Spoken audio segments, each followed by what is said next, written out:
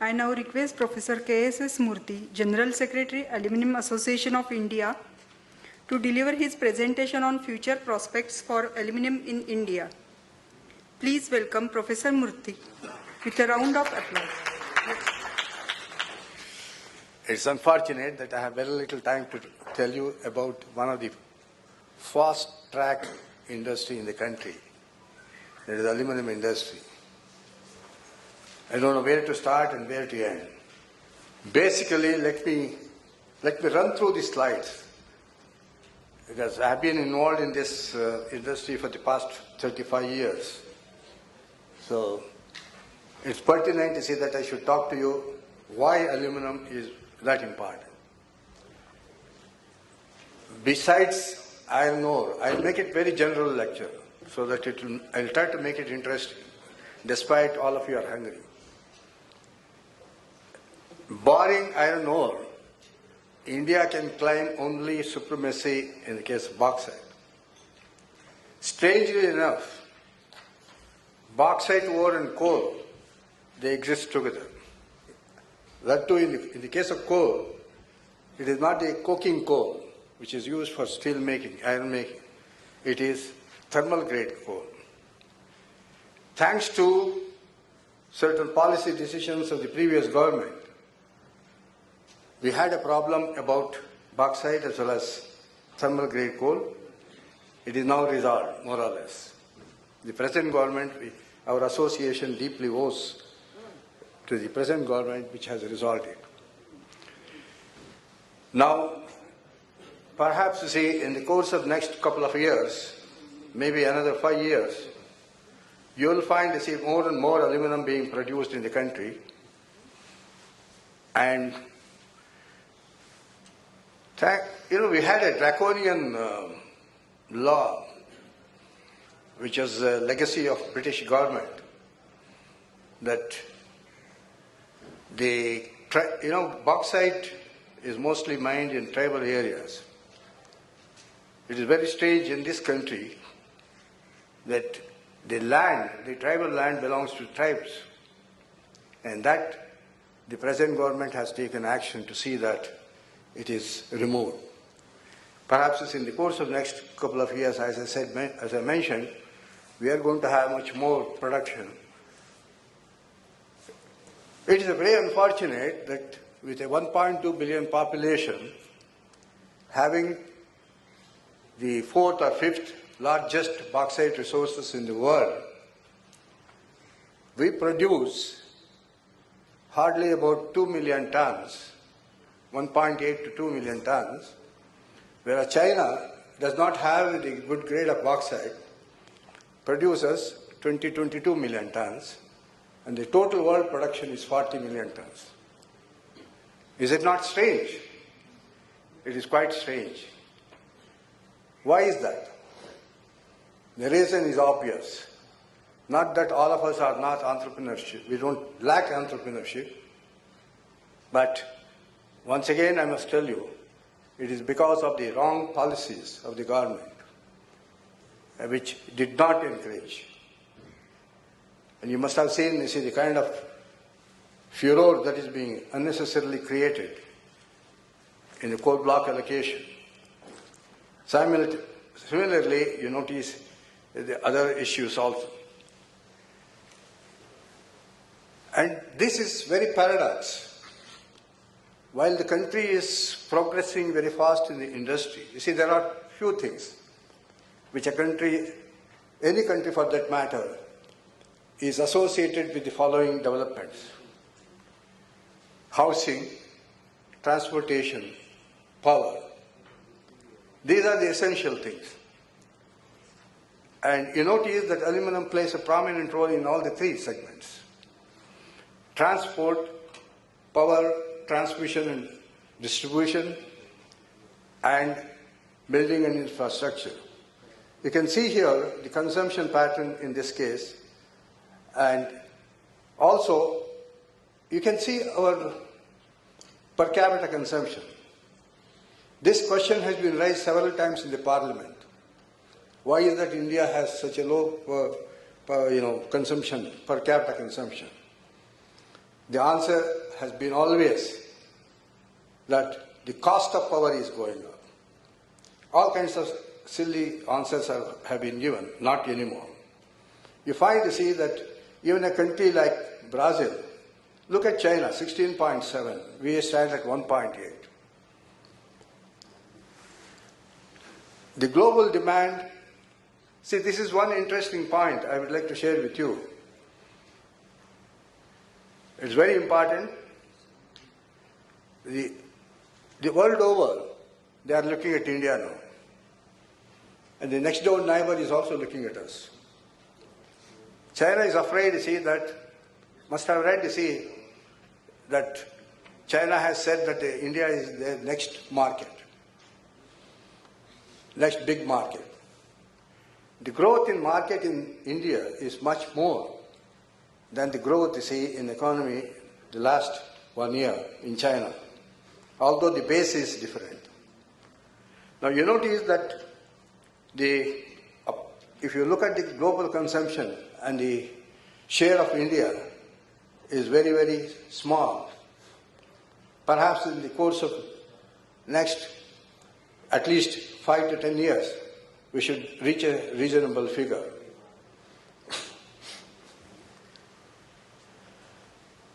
And also there is also this, I think this presentation has been circulated. So kindly refer to this in detail. There is a very interesting correlation between economic growth and aluminum demand. Now, there is also another important point, particularly from the point of view of the present government, that the government has decided that employment should become the primary factor in generating, in developing industry. Yes, aluminum does it.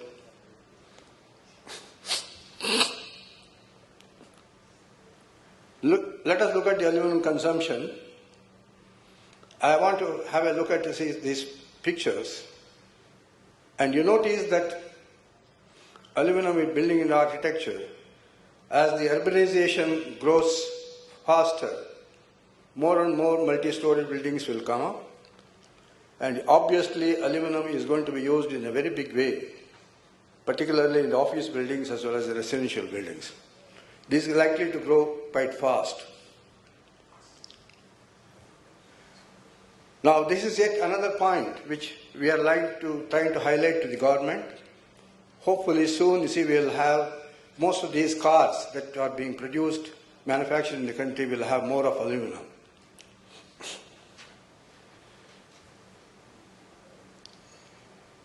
Incidentally, I must also mention here, the government is aware of the fact, you see, that aluminum should be used in the case of transport vehicles. And the Department of Heavy Industry has constituted a board called National Automotive Board, and aluminum is one of the primary metals that is being considered. Now, these are the various applications which are likely to see all of you in the next 10 years, 5 to 10 years. With regard to the railway passenger coaches, just yesterday we have received a mail from BML Rail Coach Division. This is very interesting information I want to share with you. Within a week or two, they are going to issue a publication requesting for what is called the EOI, expression of interest. The future coaches, railway coaches, which BML is going to make, Palakkad is going to make, will be aluminum intensive. Here is the scope for aluminum industry. Similarly, the railways are placing order for coaches, wagons, aluminum wagons.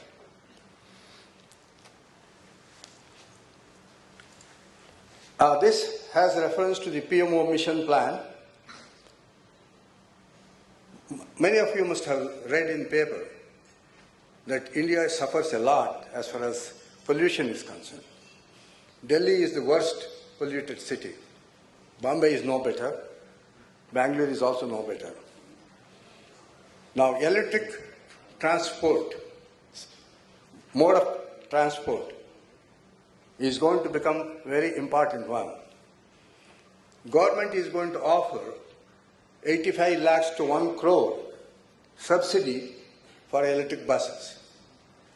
And this is a point to see, because here there is a group which has been constituted, and ASRTU, Ashok Leyland, Aluminum Association, and Department of Heavy Industry, we are working on electric buses and hybrid buses.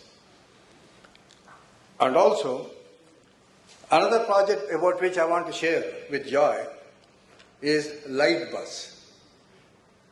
Those of you who visited abroad, you must have seen very elegant light buses plying on the roads. But most of the buses that ply on our roads, I don't want to comment about elegance, but definitely they are very, very heavy. The consumption of fuel, it hardly gives about 1 to 2 kilometers per liter. Don't worry about the consumption. Perhaps they emit more gases than they consume. And this is going to become a very serious matter. Perhaps you must have read in paper, in cities, the lung infection has become very serious. And at least in the case of Bangalore, High Court has asked Karnataka State Pollution Control Board chairman and also the Karnataka government, they said that if you don't look into this aspect, we will put you behind bars. This is the situation as of now. You must also read in paper about Delhi. Situation is worse in Delhi. So here, you will definitely see light buses plying on the roads within the next 5 years. Alcoa is taking interest, Constellium is going to take, and Ashok Leyland and Tata Motors, they are going to build these buses. We are also contemplating to build what are called hybrid buses, which are, when they run on fuel, they charge the battery, and otherwise they will run on electric power. In this context, aluminum is the only material which they have to use. And also we are trying to get aluminum air batteries.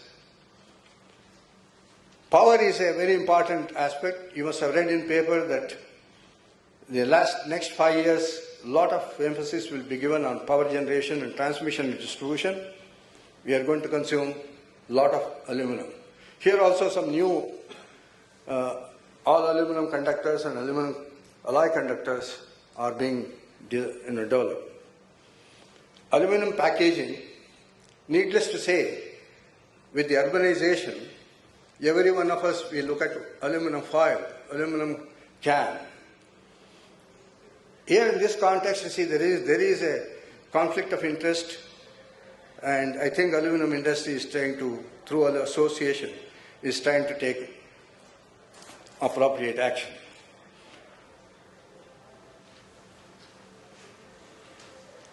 These are some of the slides which you can refer to, how you find to see that the aluminum, this is a very interesting one. It's a projection by 2030, where do we stand with regard to China? You may ask me as to why I am trying to compare with China. For a number of reasons, geographical, political, commercial, and whatnot. From all these points of view, we have to compare ourselves with China. Some of you must have already experienced the cheap goods which are being dumped in India. And you must have also seen how China is fostering ambition to capture Indian market. So needless to say that the present government and particularly the present Commerce Minister has categorically stated that this shall not be done. I just take a few minutes of yours to say that when you talk about industry growth, We have heard so far about clusters, about promotion, about all these things you must have heard. But please do not forget that interaction with the government, governments at the at the level is very important. I must proudly tell you that Aluminium Association of India, we have had the privilege for the last several years.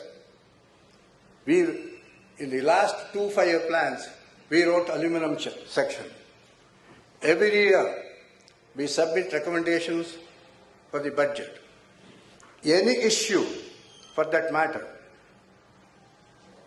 all the issues relating to aluminum will be duly referred to Aluminum Association.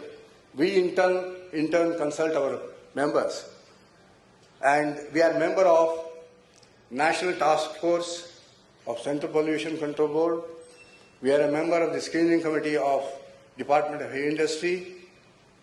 And all the committee members, all the committees, high-level committees in the government, we represent. Besides that, we are a member of the international body. We are of Aluminum Association. And we have helped all the members in developing the technologies. I will just quickly run through the slides. Those of you who have any questions, you can always write to us. Aluminum Mission Plan is a very ambitious plan which has been prepared and submitted to government. There is one thing which we should really say with pride, that we have been able to approach the government with regard to this. We also do other issues. There's one interesting, this is a point which most of you should know. Those of you who are in the manufacture of goods within the country, you must have seen, these days the cars are all fitted with aluminum wheels. Can you believe that most of these wheels were being made in China and supplied to us? Today, there is a levy of 57% on these wheels, and about 37% on Korean and other wheels. Consequently, if you are going to make wheels in India, you will be making profit. You will sustain. This is another thing which we have done. We have signed a MOU with Aluminum Association of America. Those of you who are interested will help.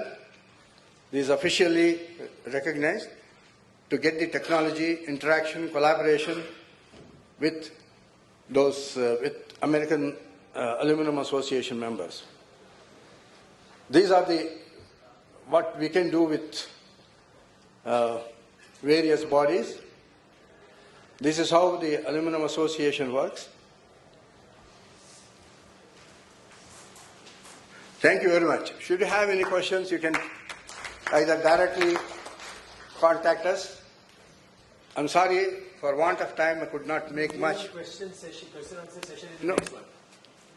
In the next session, we are having a question answer. No, I won't be there. I'm leaving. So those of you who have any questions, you can contact us directly. We are here to help the aluminum industry in every aspect, whether it's technical or legal or government affairs, everything we elected. Thank you.